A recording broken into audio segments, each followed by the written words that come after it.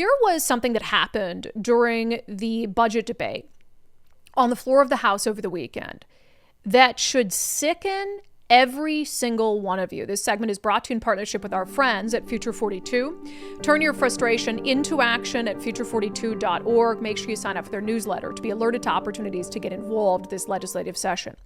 So when a budget bill package basically comes to the floor for a vote, often there's a ton of amendments that happen. And for Republicans, that process is very important because Republicans are basically sidelined when it comes to crafting the budget. Democrats don't care what Republicans want in the budget. They don't care what they think because they don't need their votes in order to pass it. And so what Republicans will try to do at the last minute is put forth amendments to get things into the budget or out of the budget that they've so far failed to get any traction on. Now, Republicans don't necessarily believe that's going to lead anywhere, but sometimes it's about making a point. Sometimes it's about forcing Democrats to vote against something that they know publicly will not look good for Democrats to vote against. Because a lot of these efforts that Republicans undertake in the various committees, the public doesn't see that. There's not a vote where every single member of the House has to actually say yay or nay. And so some of these ideas that Republicans have just sort of disappear. So this is about accountability. So there was an amendment introduced by State Representative Josh Penner, a Republican from Ording. And he brought forth an amendment that would have added funding to the Department of Children, Youth, and Families specifically for the purpose of trying to help rescue at-risk children and babies from homes where there's substance abuse. Here he is. $42.9 million in lawsuits related to dead children, dead and dying children. Some of those children are still alive, but some of those children were beat to death because of the imminent physical harm standards in this budget. They were beat to death by hammers. They were smothered by their parents. They found pills and swallowed pills and died. Madam Speaker, the amendment before you takes some of these standards of House Bill 1092 and applies it so that way the imminent physical harm standard doesn't create a barrier for caseworkers and social workers that are working through these situations. So this is one last effort to try to save kids. And remember, this has been going on all session and really all last session as well, where we have this law in the state that makes it very difficult for a judge to remove a child from a home where the parents or the caretaker are abusing deadly drugs.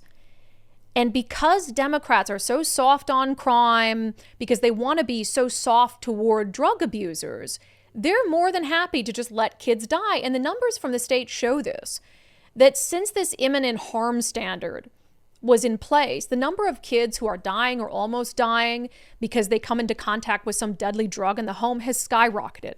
It is very sad. It's a real problem. Even Attorney General Nick Brown, a Democrat, has recognized that this is a real problem, but Democrats simply refuse to do anything about it. So this was a last-ditch effort during the budget debate, out in the open, where everybody's going to have to vote on this to say, let's pass this amendment. And Josh Penner wasn't the only one who gave very hard to listen to, but very emotional remarks. Here's some other Republicans.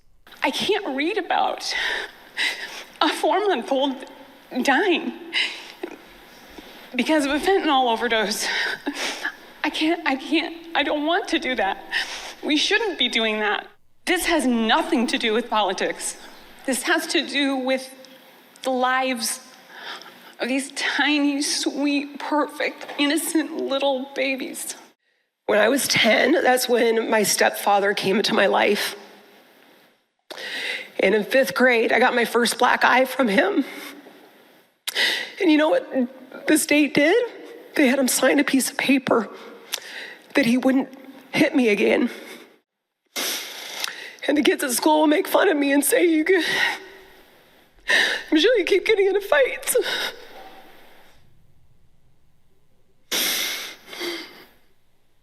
And yet, we got more services. This has to stop. I'm not willing to accept a promise. We're not going to promise. This is today. What is today? February 28th, 2026? We get to fix it now, and it is our responsibility to do that. I'm asking you to add this amount to the budget so that we can go home and say, we've saved some lives. Otherwise, 1 year from today, there's going to be another 100 babies dead. These were lives taken by our laws. Madam Speaker, because the social workers are begging, please do something about this. This subject makes me want to crawl out of my own skin, Madam Speaker, and we don't have any more time. Yeah, really emotional, not a made-up issue, an issue even Democrats in the Department of Children, Youth and Families recognize, their own data, the Attorney General recognized this is a real issue, kids are dying. Republicans have tried to fix it all session. They tried to introduce bills, they tried to debate in committee, nothing. One last effort, bring it up on the floor, force a vote on it. Here's how that vote went. The Speaker's about to lock the roll call machine. The Speaker has locked the roll call machine. The clerk will take the record. Madam Speaker, there are 44 yeas, 49 nays, 5 excused. The amendment is not adopted. How do you make sense of that? Why? All this money, the money they wanted to allocate to do this, tiny little bit, negligible. They're spending, in fact, I'll say, they spend more money giving sex change surgeries to prison inmates in Washington state than they were going to spend trying to help make sure babies don't die from drug overdoses in the home.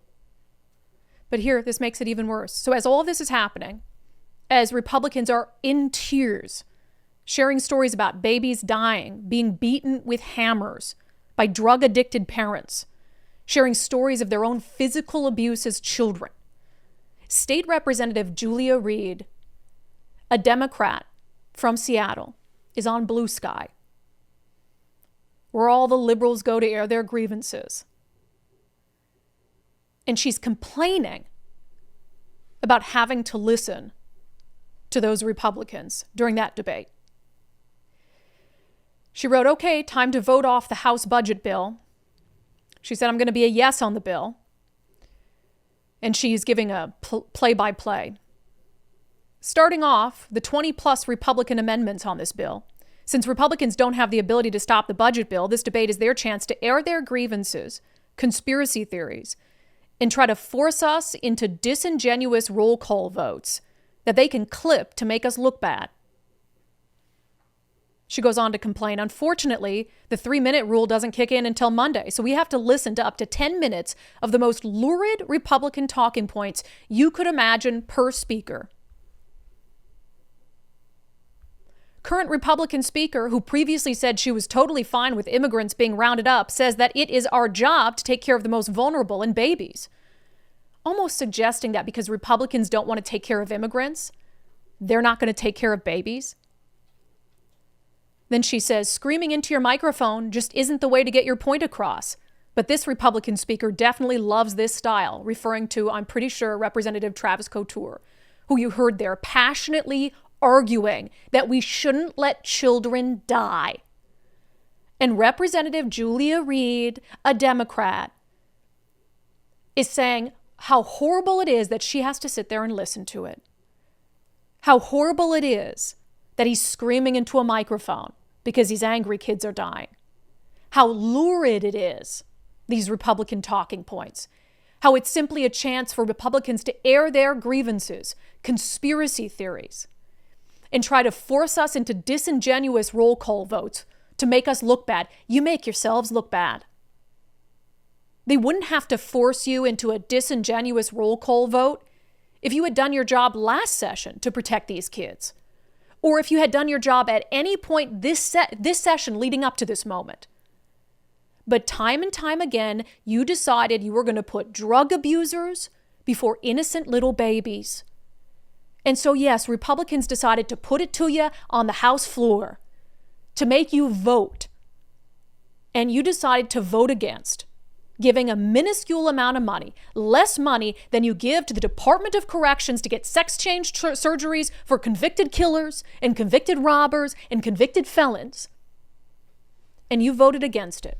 You make yourselves look bad. They don't have to try very hard to do that. Disgusting.